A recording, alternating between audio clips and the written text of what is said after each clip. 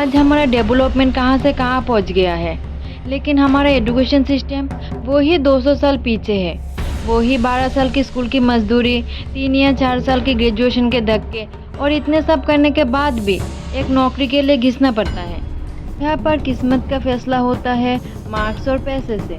अगर आप मरते मरते अच्छे मार्क्स ले आते हो तो फिर आप सफल हो, और अगर आप अच्छे मार्क्स नहीं ला पाते हो लेकिन आपके पास पैसा है, तब तो सोने पे सुहागा। अगर आपके पास दोनों में से कुछ भी नहीं है तो आपको पीसना होगा, और इससे अगर आपकी ज़िंदगी ख़त्म हो जाती है तो फिर हमारे एजुकेशन सिस्टम की कोई भी गलती नहीं है। इंडिया में पैसों से उड़ते हुए पंछी का पैर भी गिना जा सकता है, तब एक अच्छी सी स्कूल, कॉलेज या फिर नौकरी पाना तो बात की बात है। गलती आपकी है, आप मिडिल क्लास हो। गलती आपकी है, आपके पास पैसे नहीं है। गलती आपकी है, आप जिंदा हो। और सबसे बड़ी बात है, आप इंडियन एजुकेशन सिस्टम के अंडर हो। ये है हमारे सो कॉल्ड एजुकेशन सिस्टम। लेकिन क्वेश्चन ये है कि हमारे एजुकेशन सिस्टम की इतनी बुरी हालत क्यों है, और दूसरे देश हमसे इतना आगे कैसे है। बहुत साल पहले जब ब्रिटिशर्स इंडिया में आए, तब उन्होंने देखा इंडिया के गुरुकुल सिस्टम इंडिया को बहुत आगे लेकर जाएगा। लेकिन उन्हें तो इंडिया पर कब्जा करना था, इंडियंस को अपना गुलाम बनाना था। इसलिए ब्रिटिशर्स ने एक न्यू एजुकेशन सिस्टम का शुरुआत किया, जो आज भी इंडियन एजुकेशन नाम से चल रहा है, जो थॉमस बेबिंगटन मैकॉले ने स्टार्ट किया था 1835 में।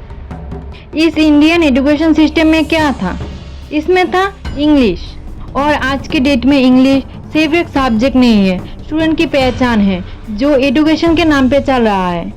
जो बच्चा स्कूल या कॉलेज में अच्छे से इंग्लिश बोल लेता है वो ही टैलेंटेड है, टीचर्स की फेवरेट है। इंडिया में इंग्लिश की जितनी इज्जत है शायद ही किसी और देश में है।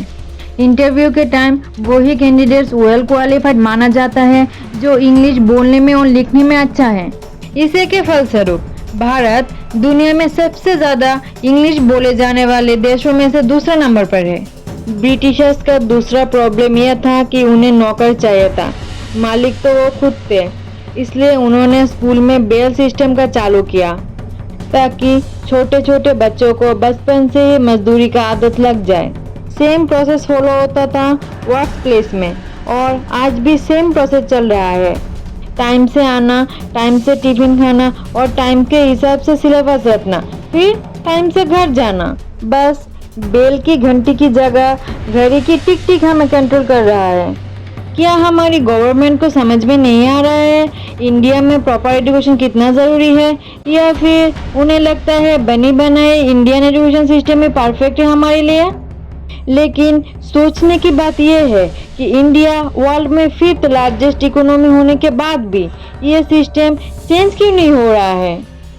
अगर इतना परफेक्ट है तो मिनिस्टर्स और सेलिब्रिटीज अपने बच्चों को विदेश क्यों भेजते हैं पढ़ने के लिए।